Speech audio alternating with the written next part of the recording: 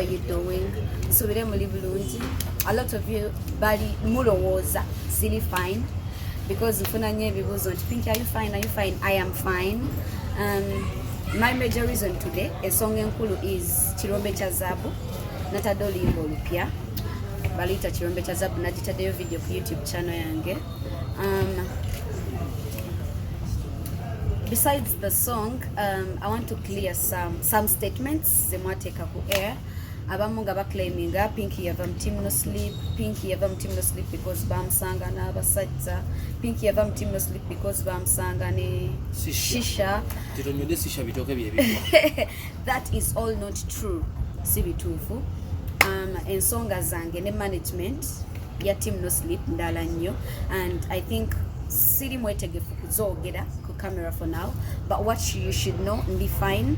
Music agenda fuluma nga bwabadde afuluma because ekibezaawo muyimbi n'okumuyimirizawo nnyimba zaata because kyekiba kyamufollow muyimbi, so I will provide the music ajja fuluma bwe mwagalidde, oba nange wempulira nti ndi ready okubawa kyemba nninawo, I will release music. Ebya Pinky ani manager we Pinky kino Pinky kiri, I think mbirekera mwe kati because right now abantu bebasinga tuwa amaanyi regardless of the managements and everything ebibaawo, amaanyi gaffe gaba mu bantu because beba supportinga ne batutuusa we tuba tutuuse. So everyone who is watching, everyone who loves Pinky, go started to be manager wa Pinky for now. When Atadde Oluyimba gwe lutambuze because oyagala Pinky, don't mind about the management, don't mind about anything. Bobo oyagala Pinky n'olaba nti nina kyentadde, gwe weefule manager wange, kitambuze olukusambi bawadde, kitambuze otuuse w'osobodde because it is a lot bye mutamanyi basically, because girls, the artists, mwe mutulaba na appearances that we pass through a lot. Bingi bye tuyitamu ng'abayimbi bye tasobola kuvaawo ne twogera because olumu tebiba necessary kubagamba because mu mulimu gwammwe ku receiving music gwe tuba tutadde na kwagala muyimbi, so the effects oba ebiba bitutuuseeko ebimu I don't think kiba appropriate mu okubimanya. Kye mulina okutegeera ye music nti afuluma nti Pinky aba delivering ira kye mwagala. Yes, so I delivered Kilombe cha zaabu 2023. It's my first release video eri ku YouTube channel yange. You can all go and watch it out. Yes. Okay. Noza mukyewuliddeko tugenda kukwata ebibuzo nkimanyi bingi bibookya naye tugenda basindante era ebimu ebyakuviirako n'okuva mu management. Kirabika omuntu wabanga ayagala okugamba omuntu nti oli muwala mulungi, indirectly agamba oyo muwala alina abasajja, mba sirina abasajja, just aba tayagadde kukituusa nti akyogere directly, but that is all not true. So I think abakyogera baba baagala kuyisaawo ekyo nti Pinky kawala kalungi naye ne bagamba Pinky alina abasajja, which is not the right statement to use because sirina, I don't have anyone in my life. I am me. So si bituufu. Tugenda gendereza straight ku Oluyimba Kilombe cha zaabu. Yeah. Of course abasinga abadde bakyogera simanyi yagivuddemu biki they are not together ne manager naye ate tugenza okulaba nga signature eri ku Oluyimba is team no sleep. Katete kyembagambye nti ebya management mbiteeke ebbali muwagire omuyimbi ne music gwengenda okuta regardless signature kyefulumiddemu nze mbawadde olukusa mwena muli ba manager bange, so ge olaba Oluyimba lwa Pinky ngalize nsaba busabe lutambuze, do not mind about ani alufulumiza ani alutadde lufulumiddemu logo ki, so long as omuyimbi yalutadde. It was last week gye tubadde mbero Monday week ewedde. Wali omwetondera akuzzeeyo? Nedda mukwana. Nedda seekyo. We are twogera ku business because tukola business. Managers. Kubanga tulabye nga Joshua is one of the best managers tubadde tulina naye ate in the shortest time yawukanye naye. Ngate nange ngenda kubuuza ekibuuzo naye lwakuba nambuuzizza. Saagala kubuuza. But nkugambye omuyimbi siriwo, sita music, so tufokasinye ku music n'omuyimbi. Nemmotoka bagikugyako n'ennyumba ne bagikugobamu bulunedde atambula n'alomo. Motoka ki? Temwatambuliranga mwera Team No Sleep. Motoka Team No Sleep teyali ya Pinky.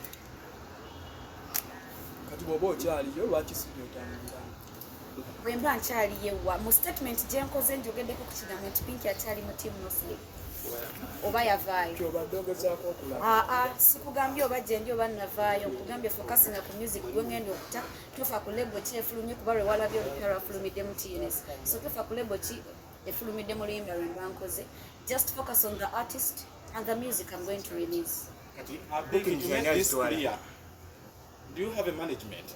All of you are my managers. Do you need a management? No. You don't need a management. Yeah. One. twagala otubuulire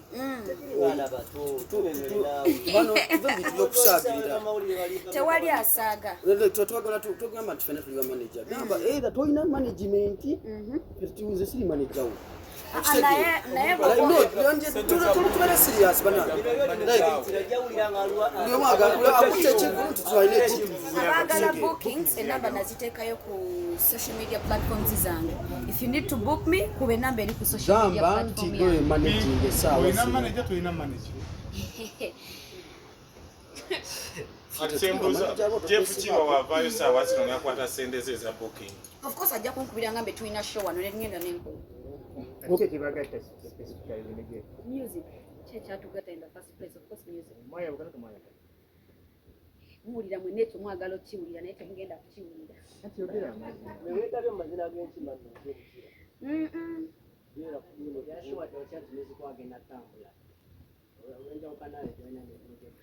Sibaki mugiyita enjawukana.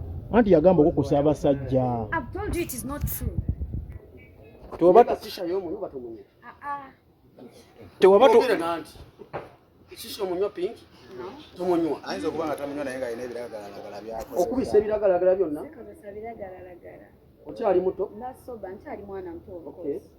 olina kyokosa kikuba abasajja bo bakyalyakyalyaku ne bagamba olaba essanya eryo Sina musajja gwenkyalira. No, because ekibuuzo kiri fadi. Sina musajja gwenkyalira. bakukyalira okyaza Bakukyala? tebankyalira. mwaka obugambo busatu bwogamba manager gyefukiwa Mwagala nnyo. I appreciate him and I do not take anything he does for me for granted. Oza lwaki omuntu yandivudde n'agamba nti Pika okukusa abasajja onywa omwenge. Lwaki yandivudde n'akyogera? Si buli muntu akubeera kumpi oba si buli muntu akulaba nti akwagala so buli omu alina freedom of speech asobola okwogera kyayagala tewali asaamugamba. Plani zo ziri zitya 223. Nta music. Kale so katono twabadde ku nsonga ya kwanika mukono so banga buli omu asobola olondebwa simanyi waki Big Daddy otadde meeting ye mabega oyo omusajja omutuso Oluyimba luneeno walutadde nga luliko Kilombe. Was this open album oba eri single? It was a single. It was a single. Two. Twasooka ne tulaba Sheebah nga asoose n'akwegana nti takumanyi takuwulirangako. And later on ne tumulaba nga akw-embraces. N'agamba yes kati akumanyi. Do you have any emirimu with Sheebah? Not Do you yet. have an album? Not yet, but good time. Are you a feminist? mwana mu mwaka bamwesikiribuzo byemubuuzabuuza ebyoluzungu gozagozamu nawe linde nkuwa ale nawe I'm not a feminist, but I believe in we women, and I know the future is female. yeah Yeah. Did you look up on Sheebah by living TNS? Did I link up with? No, walabira ku Sheebah nawe okulekawo Jeff ne TNS oba ye yakuinspiring nze nolaba nti Sheebah gye yagenze yakikoze kimweri okitegeera Nedda. No.